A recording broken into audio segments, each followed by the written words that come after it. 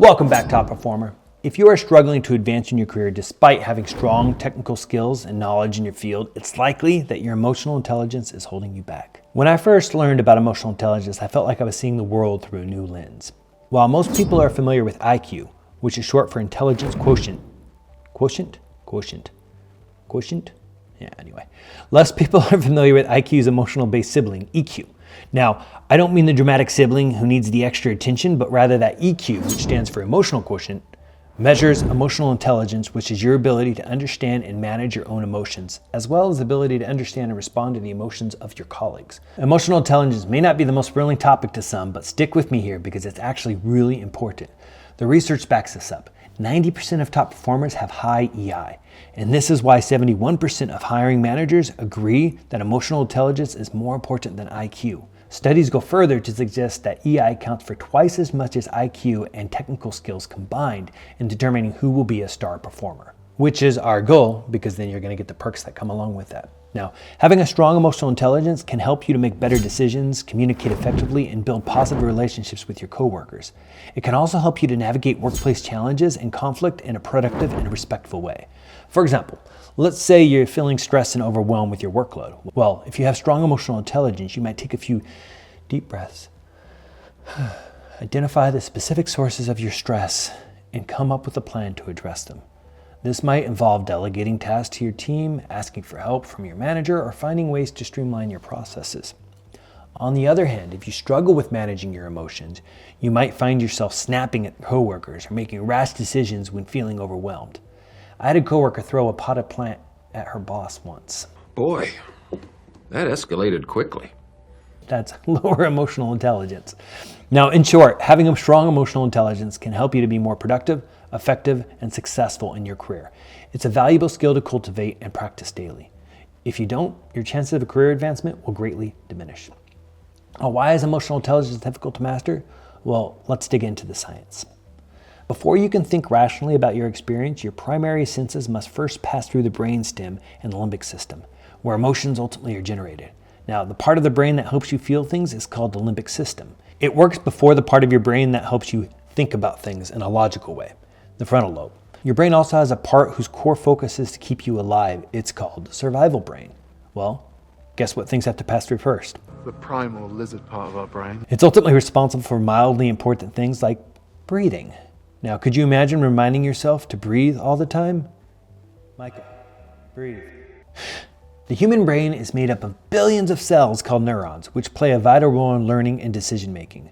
When we encounter a situation that has the potential to bring us a reward, such as a tasty meal, a sense of accomplishment, or social approval, our brains release chemicals that make us feel good.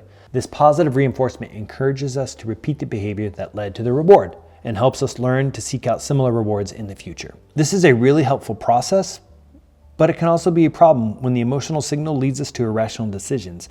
The most dramatic example takes us back to a bee's emotional response. When in danger, it's programmed to protect the queen bee at all costs, and it stings its threat. In doing so, it will usually die. While we think we are above an insect's emotional response, we too have knee-jerk reactions before we have time to fully process what's happening. Consider road rage, for example, or those crazy stories you hear about on Black Friday when people get trampled trying to beat their fellow shopper to a sale. Come on! These are times when our thinking brain doesn't have a chance to take control because it is being overwhelmed by our feelings, even though they are not rational. Here's a workplace example. Imagine you have a surprise visit from a VIP and are asked to give a presentation that you're not ready for. Are you cool, calm, and collected? Or do you panic, maybe blame others, fake a migraine, or perhaps you are still standing there frozen with fear? How you show up in these moments is determined by your emotional intelligence. Through practice, we can train our brain to let our frontal lobe take control more often. This way, our survival brain and our emotional brain don't take over and control us with fear. What you have to remember is that the fear we feel is rarely ever fact. It's fake news hijacking your logical thinking. The more we avoid that thing that our brain is warning us about, often the more our brains believe it is truly a threat. We continue to reinforce that behavior. Now, the better we get at understanding the brain and learning how to cope with these feelings, the better we will be at moving forward in life.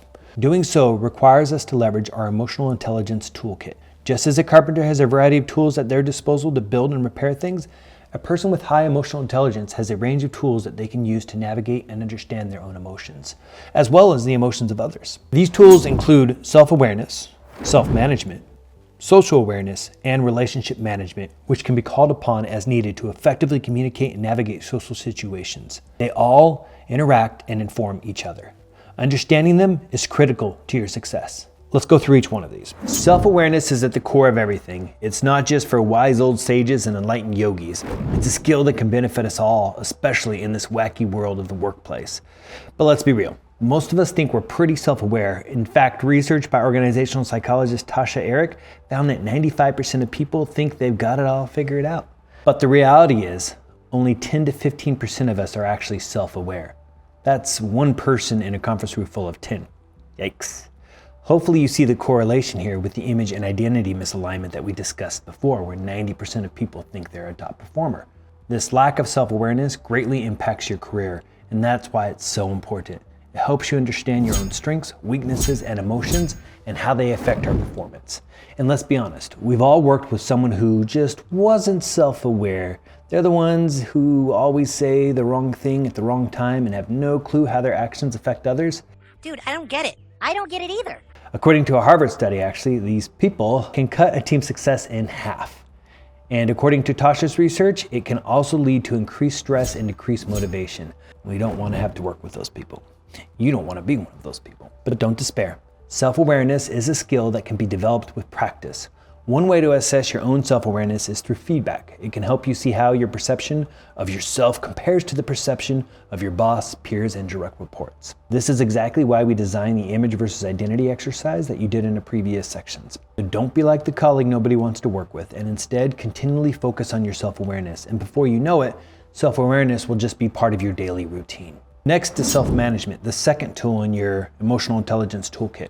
This is the ability to effectively manage and regulate your emotions, particularly in challenging and stressful situations where you want to maintain a positive outlook despite the setbacks. People who struggle with self-management may react impulsively and emotionally to events, which can hinder their ability to make well thought out decisions.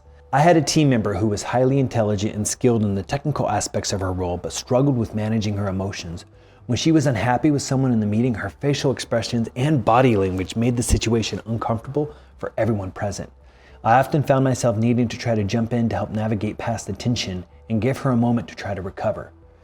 Quick note on this, if you show up to a meeting too many times like this and your boss needs to jump in, then it is hard to recover from it and it becomes part of your brand. And with a brand like that, a promotion is harder for a leader to justify.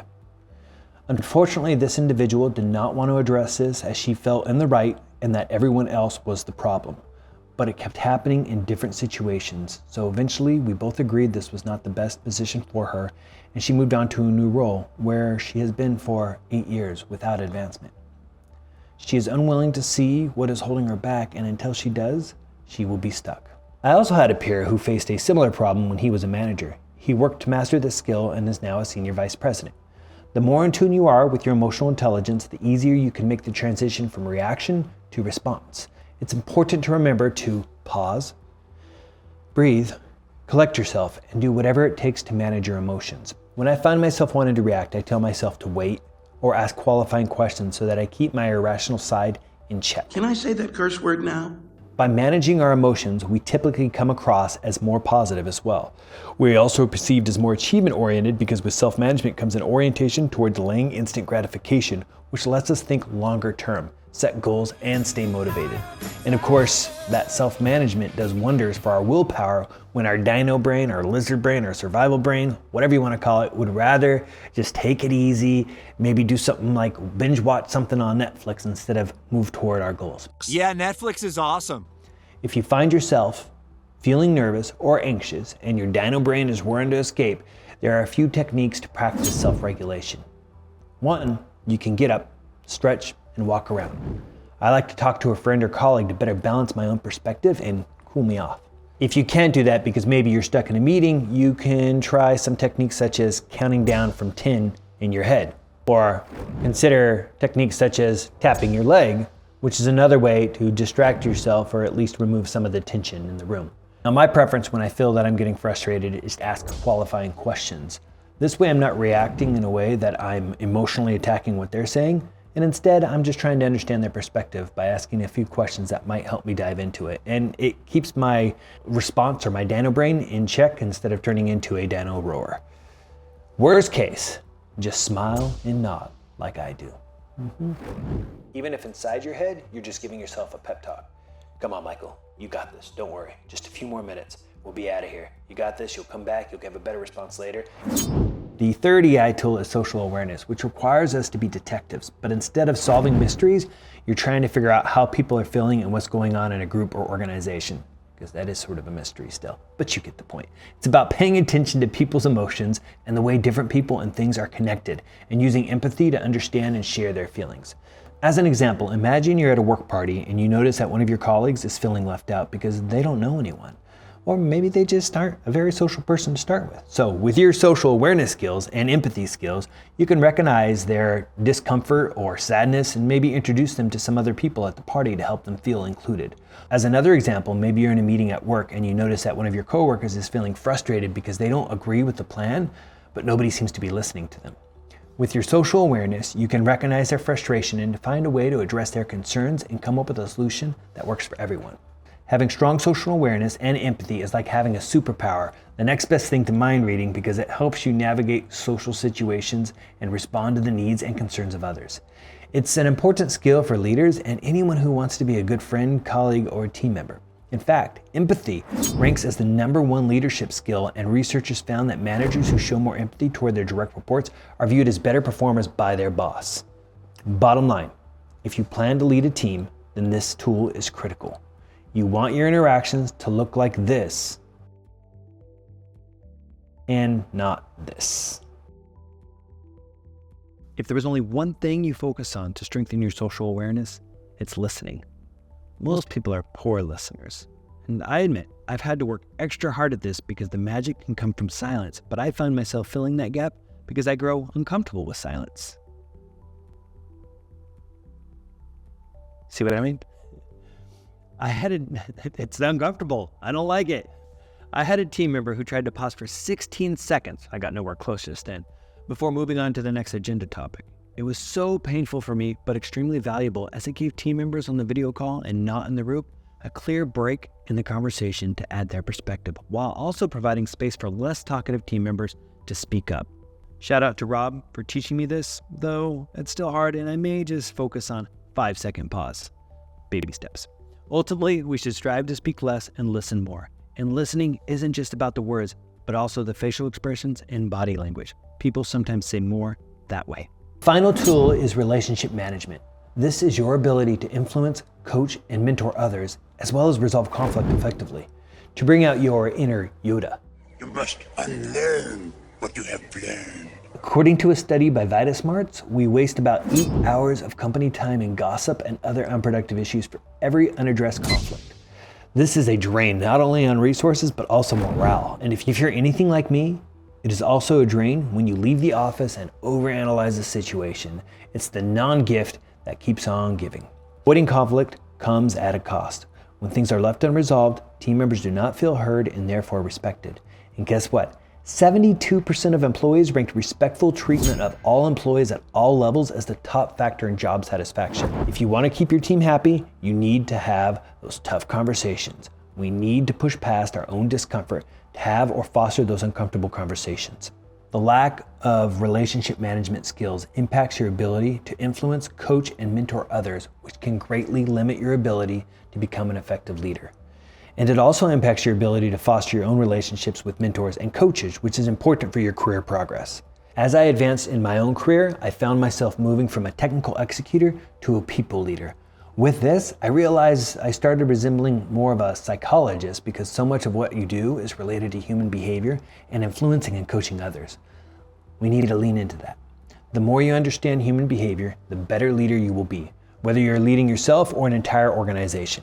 A key reason a lot of people squirm when you hear the words politics, networking, or leadership is because they don't feel confident with their capabilities in this space. Developing emotional intelligence is the pathway to greater confidence. By actively practicing these 4 tools, you will develop greater emotional intelligence, which will keep your survivor brain in place and ensure you are not standing in your own way when it comes to your career advancement. So here's your next actions. 1, you want to examine how self-aware you are through the exercise I outlined in the previous video on your image versus identity. You want to continue to regularly ask for feedback to true up your self-awareness and your self-management skills. By the time you complete this program, you will have several of these in place. I've also provided a link below, as well as in the workbook, for you to do an EQ assessment. This section is not meant to be a masterclass on emotional intelligence, but instead an overview. That said, I wanted to provide a few additional ways to enhance your EI. You want to actively pay attention to your own emotions and how they affect your behavior.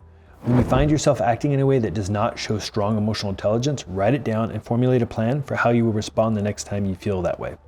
Something I've always been impressed by that Starbucks does is as part of their training, they'll actually have their team members, or I think they call them partners, go through basically a training where they're meant to respond back to somebody as if they were the customer, and they put them through almost like drills. Like if you think about football, there's these drills. What do you do when this happens? What happens when you see somebody's foot goes this way? You know you need to plan to pivot this direction. And for Starbucks partners, ultimately for them, it's a matter of how do they respond back to that customer when the customer says something to them that would otherwise maybe set them off and lead to frustration or anger. And they want them to be prepared with the right level of emotional intelligence so that they can respond back in a way that doesn't end up, getting out of control. Let's talk a little bit more about social awareness. If you struggle to read the room and how others are feeling, you want to put more emphasis on it by making notes in the meeting of cues like body language and expressions. It's okay to write that down. That's going to make you more sensitive and aware to it. And this is similar with listening. To be a better listener, you need to focus more on being a better listener. You want to focus on the speaker and what they're saying, show that you're listening, avoid interrupting them, and ask for clarification if needed. But you ultimately want to try to understand the speaker's perspective and reflect back what you have heard. It's also important that you show empathy. Instead of jumping to judgment, ask questions. I like to remind myself that if I was in that person's shoes, I'd feel the exact same way that they did. And it's true, because ultimately I would share and possess their beliefs. This lets you approach the conversation with more empathy when you could actually tell yourself, I would feel the same exact way if I were them. And it is completely true, because you would if you were them. Try to approach it with that in mind. Finally, I want to touch a bit on fear, because people with high emotional intelligence recognize symptoms of fear and use cognitive reappraisals to control their fear. Remember, your thoughts must first pass through your emotional response, your survivor brain. Usually this is where fear jumps in to try to dictate your response. Acknowledge that you will never fully eliminate fear, but you want to acknowledge it and you want to work with it. I like to think about it as a dance instead of a battle or a struggle, because in a dance, you can still move your partner where you want to go, even if they're stepping on your feet. It may sound silly, but sometimes I'll say, oh, hello there, fear. Looks like we have to work together today. That helps me put it in check and better manage my emotional intelligence. Aside from the exercise from the previous section, where you are going to focus on that self-awareness and self-management that comes with the image versus identity that you now understand more deeply, the EQ test is really the only other component in action here, and that's just to get you more comfortable and familiar with emotional intelligence if you are not already. You finished another section. Congratulations. I'll see you at the top. That's it for this lesson. I hope you found it valuable. If so, this is one of the core lessons from my Career Accelerator system. If you want the full course with the workbook, scripts, and bonus tools, you can get access at careeraccelerator.me. Or you can dive into the next lesson here.